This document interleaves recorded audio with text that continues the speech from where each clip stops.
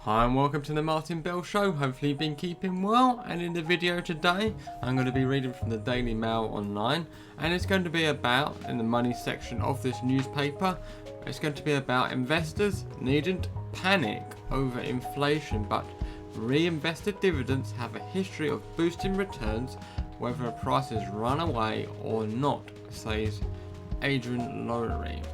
So before I go any further, this does not constitute as financial advice.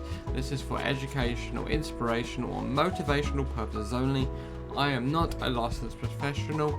Please do your own due diligence before making any investment decisions. Capital is always at risk. So, it's saying here, inflation is a topic of day jour in global markets and investing. Will it overshoot or won't it? Will it persist or won't it? What will central banks do or not do about it? The latest evidence came from the Eurozone this week, where figures showed inflation rose sharply in May to 2%, just above the European Central Bank's target of 2%. Prices were pushed higher by a very strong rise in energy prices from a year ago, but put inflation at its largest level since October 2018. This is due to probably oil taking a hit during the pandemic, and now it's just risen as the economy is reopened up and the oil is back more in demand. There has already been much agonising in print and volatility in the bond markets over this issue. As for equity markets, they have been so far taking the signs of emerging inflationary pressures in their stride. There has been a significant rotation into cycles and so-called value and the expense of tech and other growth stocks. Personally, I'm not interested in tech. I am interested in them, but I'm not interested in the growth stocks so much. I'm more interested in the income and value income stocks that drip a dividend, because I don't want to sell out of my position to get a hold of the money. And the only way to make a profit is if someone's willing to pay more, and for them to do the same, they've got to find someone else who's willing to do more. So it's just, I'd rather put my money in a company that I truly believe in, or a broad market index, and I know it's going to drip me off babies every month or every quarter or something like that. So at the expense of techs and other growth stocks, which have dented portfolios and have become overly weighted towards the latter. So that has happened for people in tech stocks like that. They have been overweighted towards more into tech because of the swift rise, because obviously the pandemic, and obviously with home deliveries and online shopping, that has seen a rise of the share price. However, it seems that a spell of rising inflation along is not going to spark a major correction. For that will need to be evidence of persistent above target inflation and likely reaction from the monetary authorities, rate rises or other tightening looming closer than expected. Then wisdom goes, the taper tantrum will hit markets. All this speculation doesn't particularly help the retail investor, which is you and me, but it doesn't need to really. A sensible long-term investing horizon, which is me, 5 to 10 years or longer, can almost ignore short and medium-term trends like inflationary cycle. However, now we are at an inflection point where weakness in portfolios will be exposed. So, as Warren Buffett says, when the tide goes out, you will be the people who were caught short, or swimming naked will be exposed, so to say.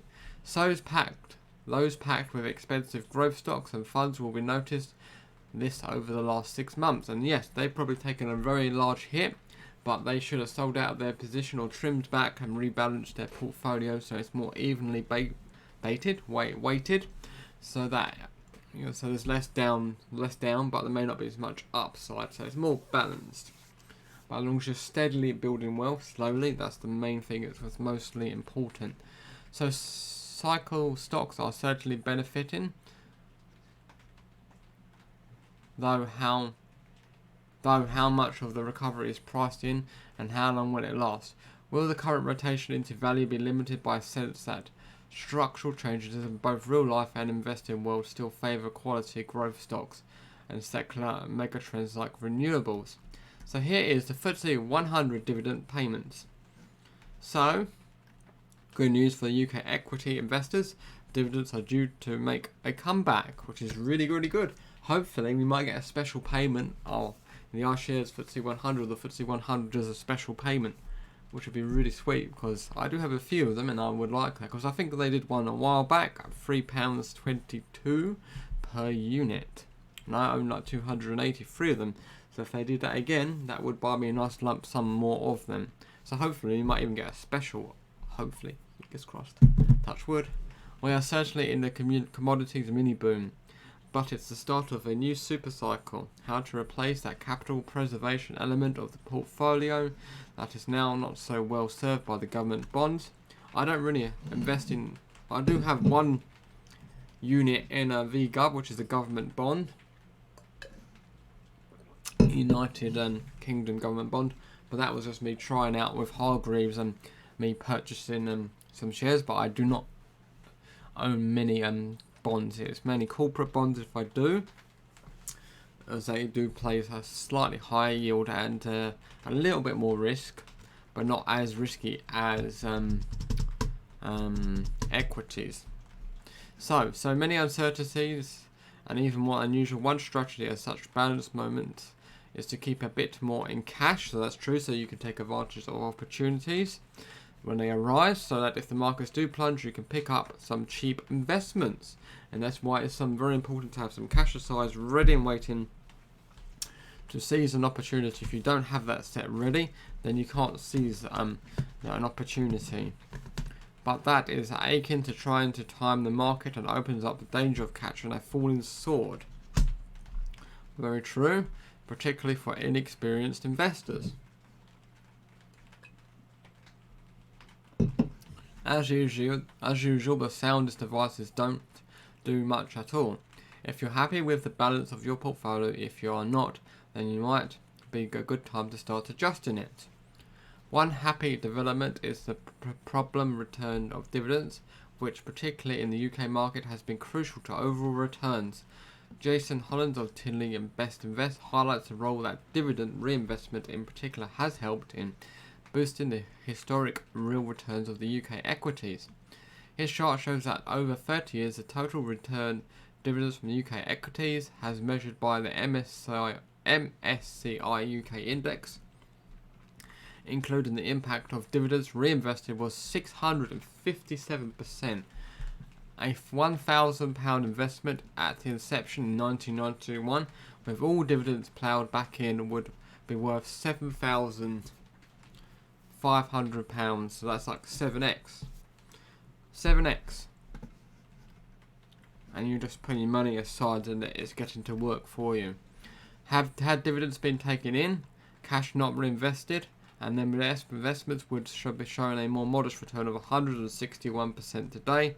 So a very significant difference. So dividend reinvestment does make a difference. And I remember watching another video saying that dividend reinvestment does make a big difference.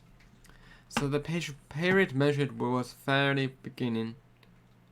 The period measured was fairly begin for UK inflation, with the average annual rate of 2.05%, far lower than the previous 30 years, but even so, says Hollands, it succeeded in halving the return of UK equities, excluding dividend reinvestment, from 161% to 77%. In contrast, the total return where dividends were reinvested was reduced in inflation-adjusted terms by much less, damaging 13% to 573%. Holland concludes that most of us real return on UK equities has come from dividend investment. It suggests that it might be a time for a comeback for equity income funds. See fact box below, which have fallen out of favour since Brexit and the pandemic, and been overshadowed by the stellar returns of growth. Well, that won't keep going up. Them growth stocks can't keep going up. They will have a pullback. So saying here, with profits expected to start recovering again and payouts resume at many firms, but with inflation back on the radar, could it be time to reassess the case of dividends generating investments again, he asks. So, that is an interesting article. Let's just see what some of the best rated comments say, if there are any. It's 25 comments, so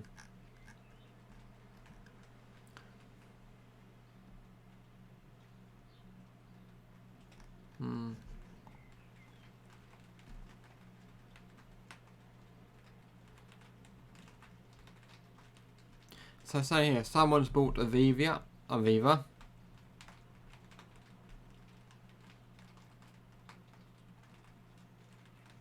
saying that they have been ups and downs in reinvestments of their dividends, has bagged me an average of around 6% compound interest. It is my best friend. They own property insurance through a creepy broker, and the amounts they take in charges sounds like an idea.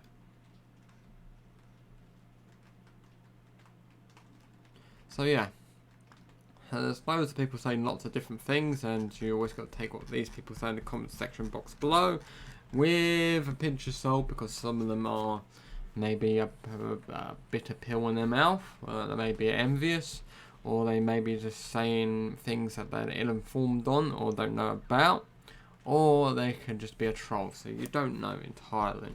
So you got to take what people say in the comment section box below with a grain of salt. I'd always say, don't always check what they say, check and verify whatever people say in the comment section box below, because you don't know how true it is what they're saying, if they actually are knowledgeable or if they're envious. So you always have to double check, and they might not always have the best intentions for you, but they may sometimes as well. You don't know, so that's why it's always best to sometimes read between the lines if you can.